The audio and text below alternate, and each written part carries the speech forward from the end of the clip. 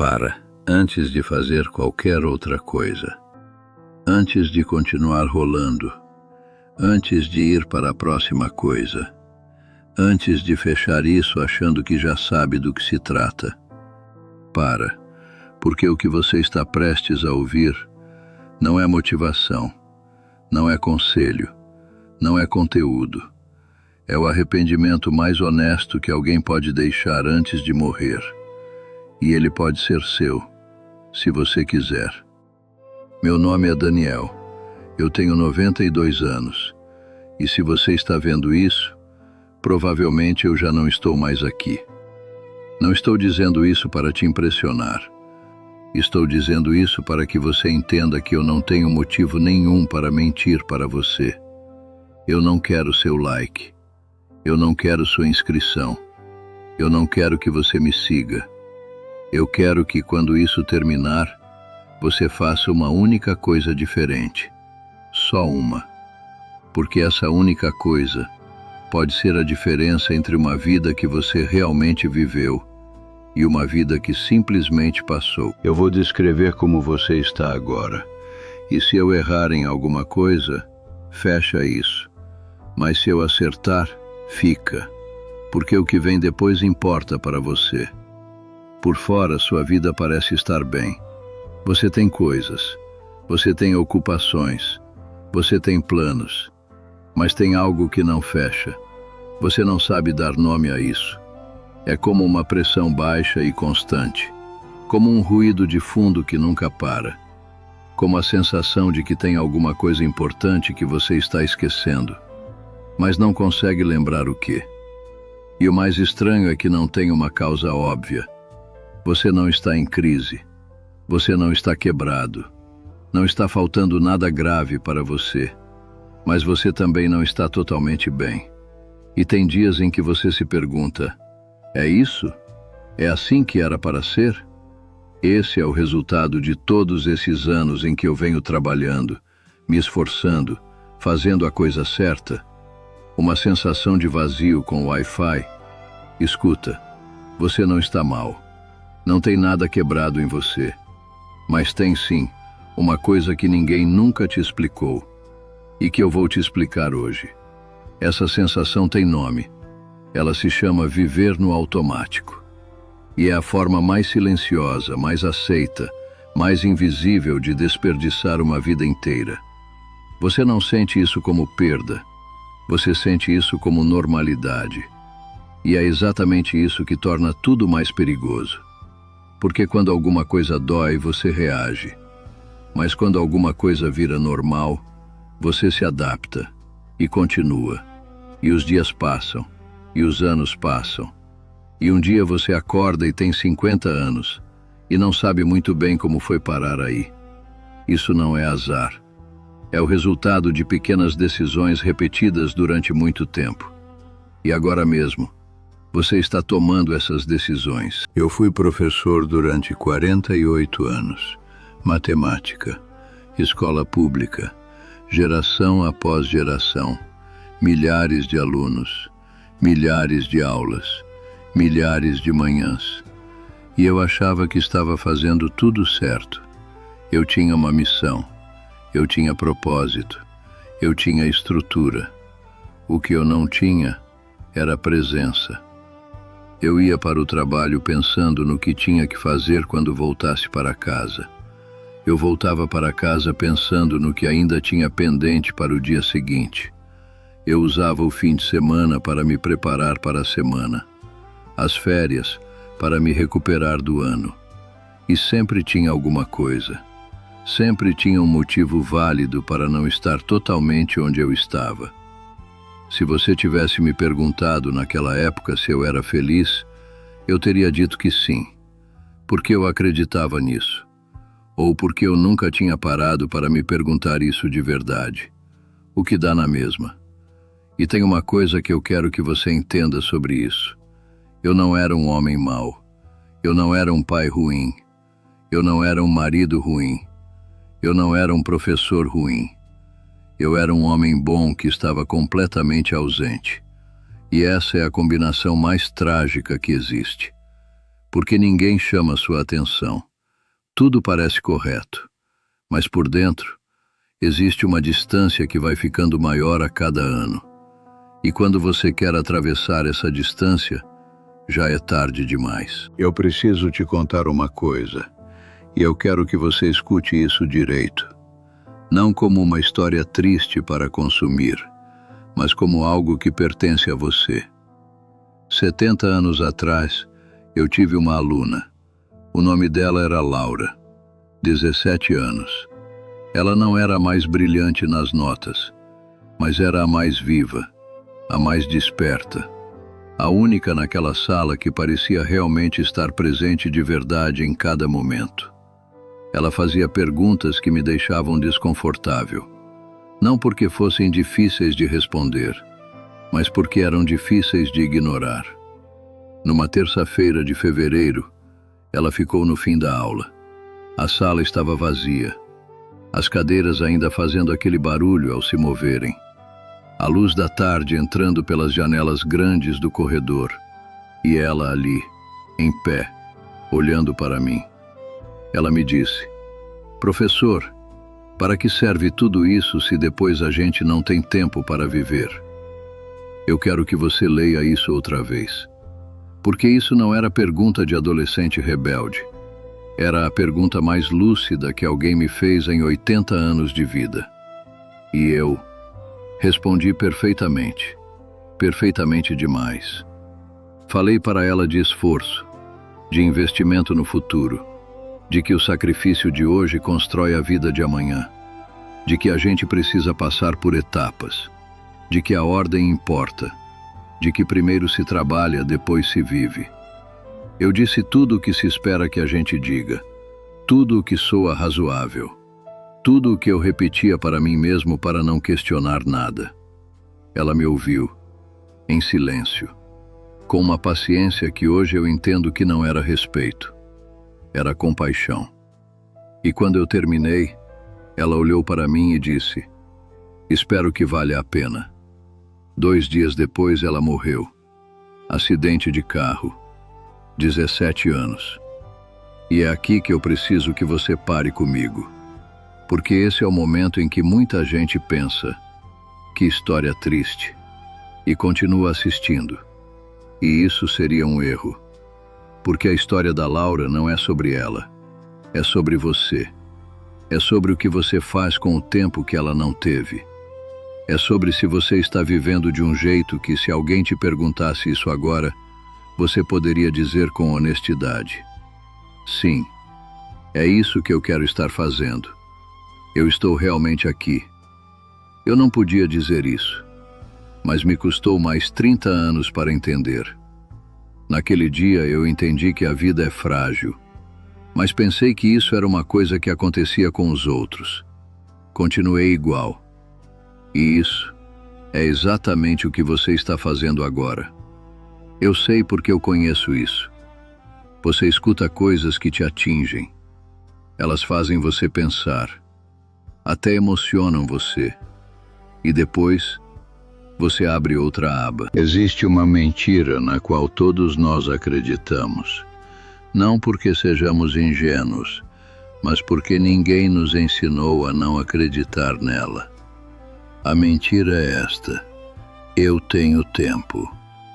2 palavras, as mais perigosas que existem, porque elas não são totalmente falsas. Provavelmente você tem, sim, tempo, mas não o suficiente para desperdiçar o de hoje. O problema não é que você vai morrer amanhã. O problema é que você está morrendo hoje, devagar, em silêncio. Uma pequena ausência de cada vez. Deixa eu te dizer como uma vida se perde. Não com uma grande catástrofe, não com uma decisão dramática, não com um momento para o qual você consegue apontar e dizer: "Foi aqui que tudo saiu dos trilhos." Ela se perde assim. Um dia você não liga porque está cansado. Uma semana depois também não liga, porque já passou tempo demais e ficaria estranho. Um mês depois você já nem pensa mais nisso. Um ano depois, aquela pessoa faz parte de um passado que você já não sabe mais como recuperar. Ela se perde assim. Seu filho diz: "Papai, você brinca comigo?" E você diz: "Agora não, depois." E esse depois não chega. Ou chega tarde. Ou chega quando ele já não te pede mais, porque ele aprendeu que não vale a pena te pedir. Ela se perde assim. Você tem uma ideia que te empolga, mas não é o momento. Existem outras prioridades. Vai haver um momento melhor. E esse momento nunca chega. E a ideia esfria. E você também. Pequeno, invisível, repetido, durante anos. Até que você olha para trás e não reconhece o que está vendo. Eu vivi isso. Eu me lembro de um dia com a minha filha. Ela tinha 8 anos.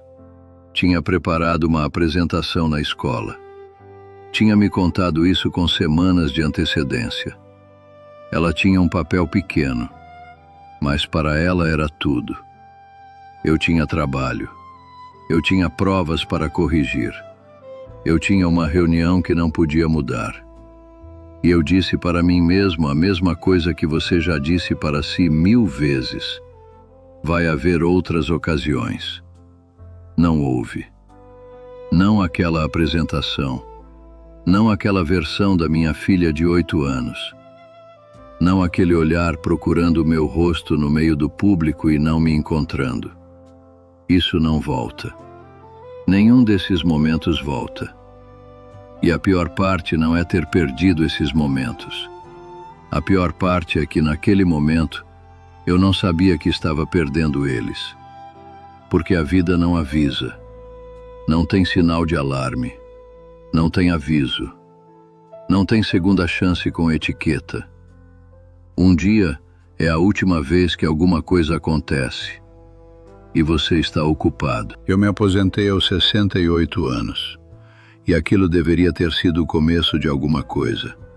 Supostamente é o começo de alguma coisa. Todo aquele tempo livre que você espera durante décadas. Todo aquele espaço para fazer o que quiser. Todo aquele silêncio finalmente sem obrigações. Mas o que ninguém te conta sobre a aposentadoria é o que acontece quando você se senta pela primeira vez sem nada para fazer. Sem nada urgente. Sem nada pendente. Sem papel nenhum para cumprir. E você percebe que não sabe estar. Você não sabe ficar em silêncio sem preencher esse silêncio. Você não sabe estar com alguém sem ter um assunto útil para conversar. Você não sabe estar com você mesmo sem se sentir desconfortável.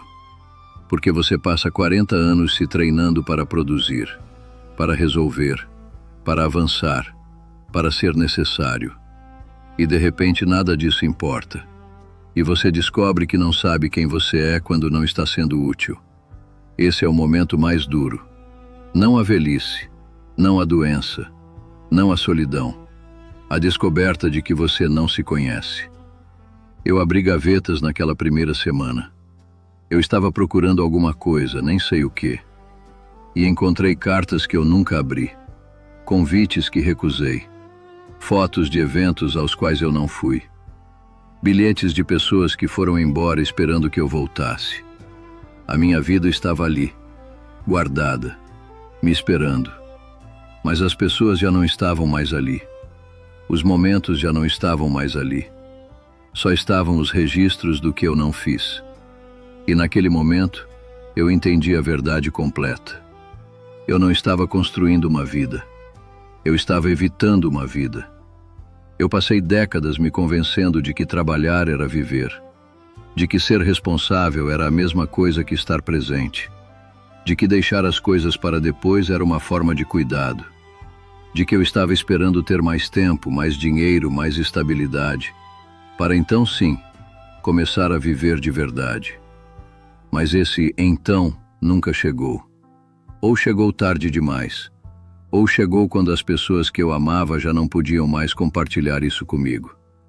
E agora eu estou aqui, 92 anos, com tempo, com clareza, com a certeza absoluta do que importa.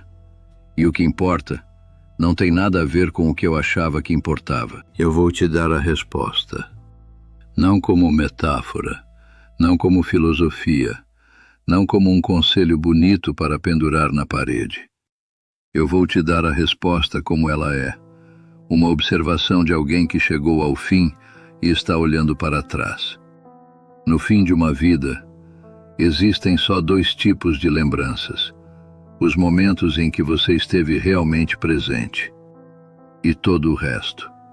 Todo o resto são datas, conquistas, números, posses, títulos, coisas que podem ser medidas, coisas que podem ser provadas, coisas que podem ser mostradas. Mas os momentos em que você esteve presente, esses são os que fazem você sentir que valeu a pena. Uma conversa sem pressa, uma refeição sem olhar para o celular, um passeio sem destino certo, uma risada que você não esperava, um olhar que durou um pouco mais do que o necessário. Nada espetacular, nada para postar, nada para provar. Só você, ali, de verdade, com alguém que importa. É só isso. É só isso que existe. E o problema é que essas coisas não podem ser acumuladas para depois. Você não pode dizer: no ano que vem eu vou aparecer de verdade. No ano que vem eu vou estar presente. Você só pode estar presente agora. Ou não estar. Eu escolhi não estar presente durante tempo demais. E paguei o preço. Não de uma vez só. Gota por gota. Em cada momento que eu não vivi. Em cada pessoa que se afastou. Em cada versão de mim mesmo que eu nunca cheguei a ser. Agora é a sua vez. E eu quero ser muito preciso nisso. Eu não estou pedindo que você mude a sua vida. Eu não estou pedindo um grande gesto. Eu não estou pedindo que você largue o trabalho, faça uma viagem ou faça alguma coisa radical. Eu estou te pedindo uma coisa só, que você faça hoje alguma coisa que vem adiando.